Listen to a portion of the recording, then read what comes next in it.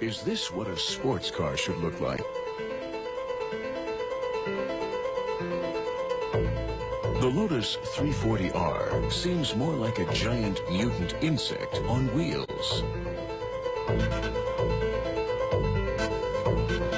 This unique open roadster was constructed according to a prototype built in 1998, except for a few details which had to be left out in order to make it street legal. The spectacular design is an exciting combination of razor-sharp edges and racy curves. The unconventional-looking rear end is marked by the exposed exhaust system. Yokohama developed a special tire for the 340R, a combination racing slick and road tire. The cockpit is designed to fulfill only minimal requirements. It doesn't include power steering or airbags. The curved instrument panel increases the torsional stiffness of the bonded aluminum body. The narrowly spaced pedals and sparsely upholstered sport seats are like those you'd expect in a racing car. The only passive protection for the passengers is provided by 4-point seat belts and a roll bar. But the really exceptional feature in the 340R is the suspension system made by Eibach. Before the test drive, you have to find your way into the car.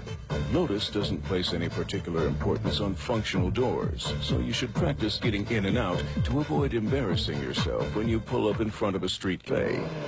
Just start the engine with the push of a button, and the rest is easy. The driver does have to get used to the extremely low sitting position. There are only a couple of inches separating him from the pavement or from road bumps. Winding country roads are the ideal hunting grounds for this killer insect, especially because a storm warning has to be given for the open cockpit at speeds over 60 miles per hour. The Lotus's road handling can't be compared to that of a normal auto. The Roadster rockets through the curves just like a Formula One car. The Eibach suspension designers have done a great job. All the more reason to take a closer look behind the scenes at this acclaimed company. In the German city of Finnentrop, just about everything has revolved around springs for the past 50 years. About 100,000 springs are produced here every day, and not just for cars. On these computer-controlled machines weighing up to 15 tons, springs made of a special steel alloy developed by Eibach are manufactured in 2 shifts a day. The spacing and length of the coils are indicated on a computer screen directly next to the coiling machine.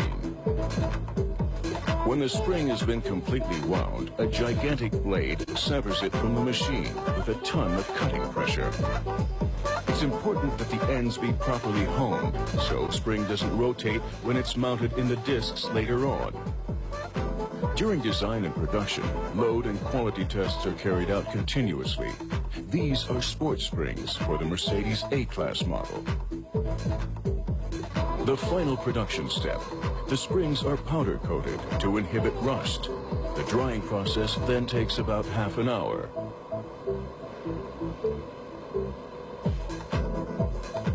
But not everything is left entirely up to computers.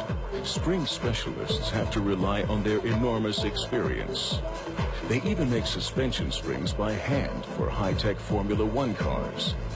That means endless hours of highly concentrated work.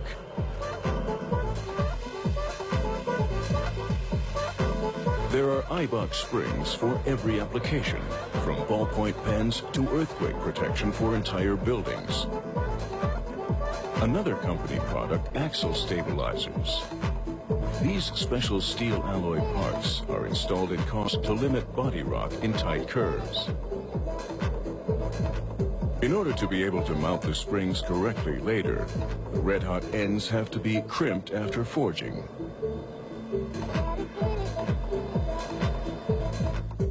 Eibach moved into new territory recently when it began manufacturing shock absorbers. The expansion into this sector, however, might have been a well-timed move for the company. We don't know whether springs in their current form will still be used in 20 or 30 years.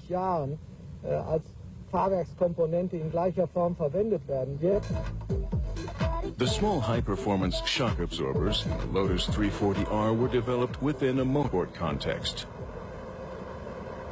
These shock absorbers developed entirely in-house.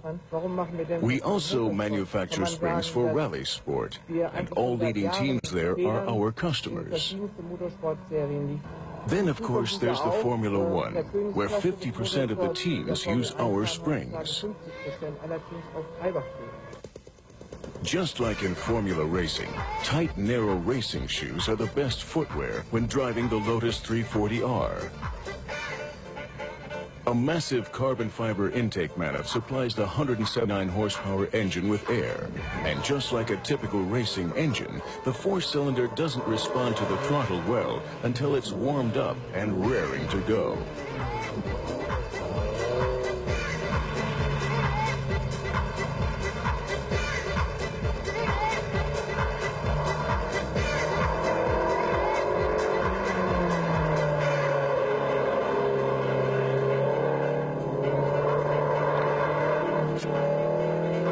The suspension is so sensitive, it reacts to every bump.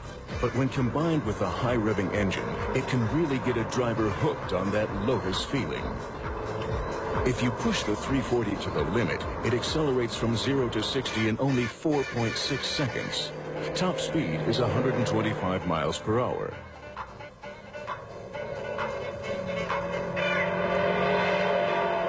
The centrally located engine revs all the way up to 8,000 RPM and sounds like it's screaming for every drop of fuel it can get.